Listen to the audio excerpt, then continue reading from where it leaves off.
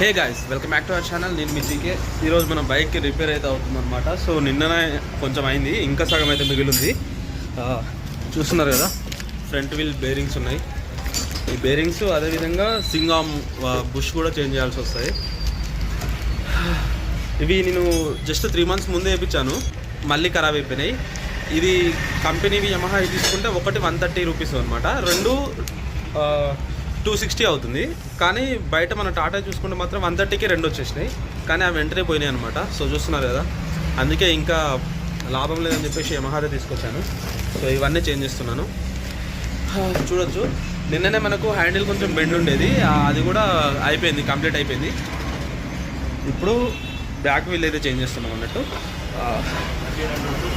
దీనికి రిపేర్లకే సరిపోతుంది మొత్తం. సో మన బాయ్స్కి బైక్ అంటే ఒక ఎమోషన్ అనమాట. దీనికి ఏమన్నా అయితే అమ్మ అస్సలు వశపడదు.